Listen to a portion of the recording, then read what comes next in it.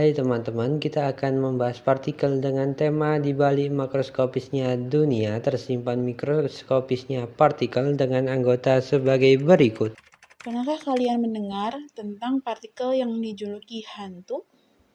Inilah neutrino, partikel fundamental yang sangat kecil dan sulit dideteksi, tapi perannya penting dalam fisika inti dan partikel. Keberadaan neutrino pertama kali diusulkan pada tahun 1930 oleh Wolfgang Pauli yang memprediksi terkait penjelasan keanehan dalam peluruhan beta, di mana energi tampak hilang.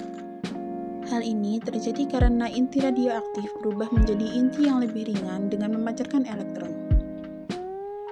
Selain itu, pada tahun 1956 dalam pembuktian melalui eksperimen oleh Cowan dan Innes yang mendeteksi keberadaan neutrino melalui reaksi inversi peluruhan beta, di mana dalam reaksi ini sebuah antineutrino berinteraksi dengan proton yang menghasilkan neutron dan positron.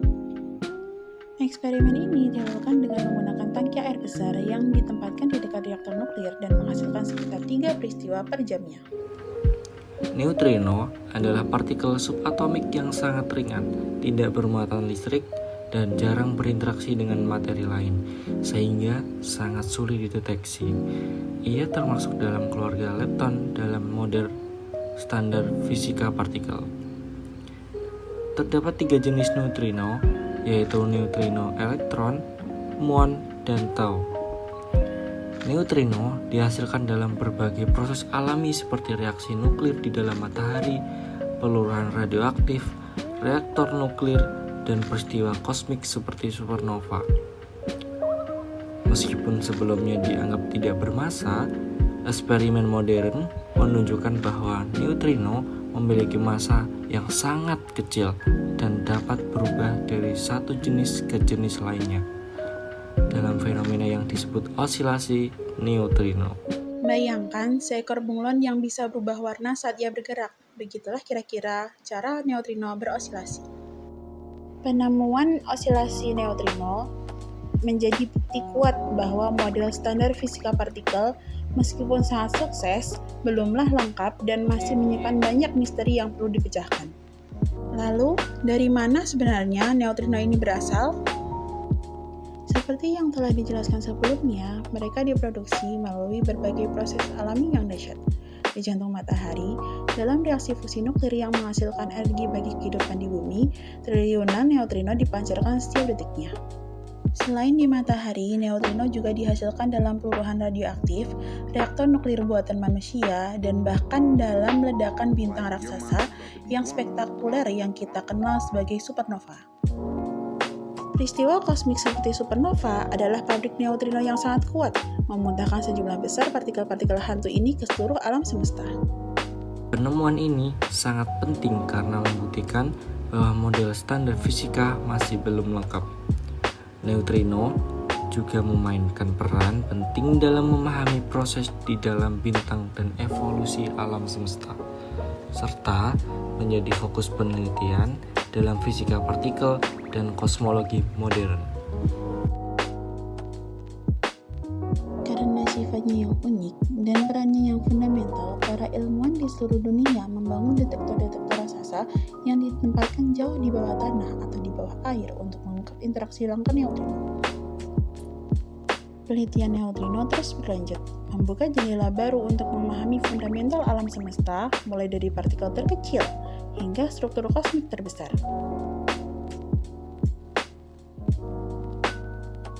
Quark ditemukan pada tahun 1964 oleh dua fisikawan, Murray Gell-Mann dan George Swig, yang mengusulkan bahwa partikel besar seperti proton dan neutron tersusun dari partikel yang lebih kecil yang disebut quark.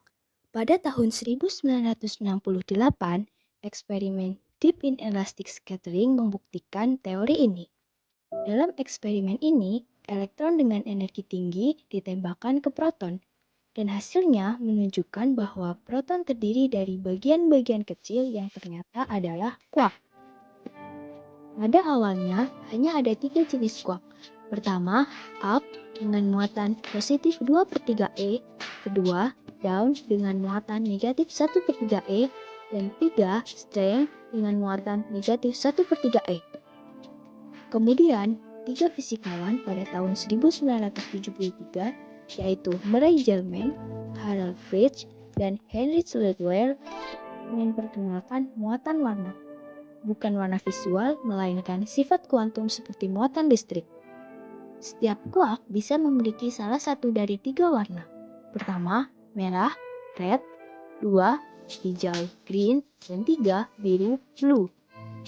Mereka memperkenalkan muatan warna sebagai cara untuk menyelesaikan masalah statistik kuantum atau kaidah Pauli dalam sistem tiga quark identik, seperti dalam partikel up.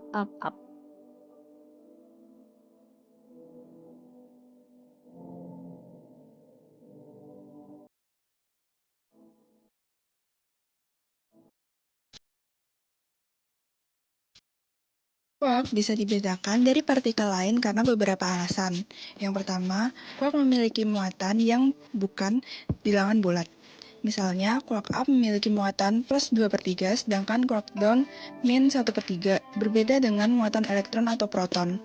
Yang kedua yaitu, quark tidak bisa berdiri sendiri, selalu terikat dalam partikel yang lebih besar seperti proton atau neutron.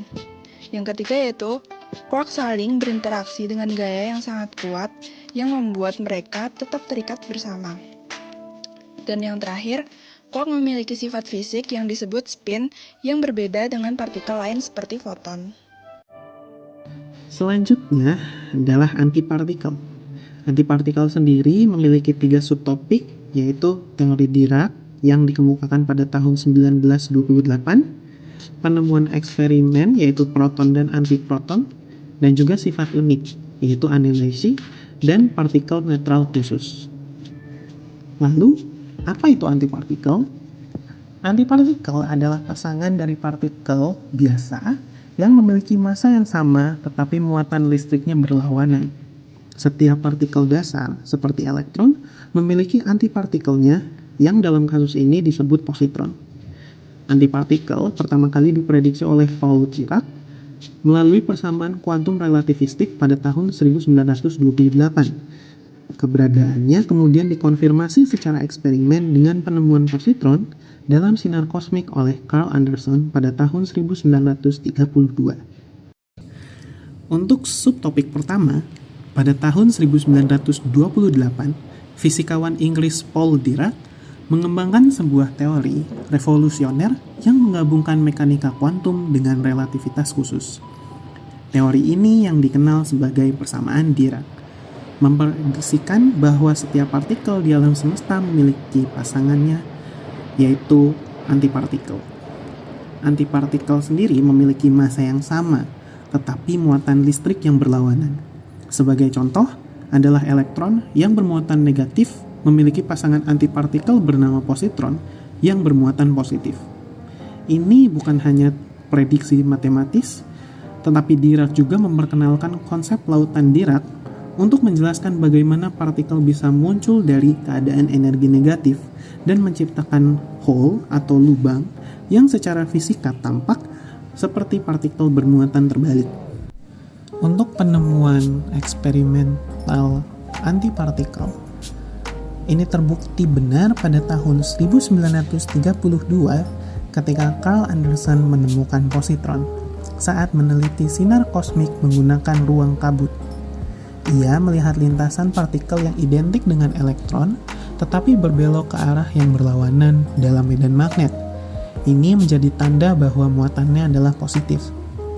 Dan juga ini menjadi bukti pertama eksperimental keberadaan antipartikel. Lalu 2 dekade kemudian, pada tahun 1955, fisikawan di Berkeley menggunakan akselerator partikel bertenaga tinggi untuk menciptakan antiproton. Partikel ini memiliki massa yang sama dengan proton, namun bermuatan negatif, dan juga menunjukkan pola reaksi khas, yaitu anihilasi, saat bertemu dengan proton biasa. Setahun kemudian, antineutron juga berhasil ditemukan. Meskipun tidak bermuatan, tetapi keberadaannya dikenali melalui produk reaksi dan energi yang dilepaskan saat bertabrakan dengan neutron biasa. Yang terakhir adalah sifat unik dan partikel netral khusus.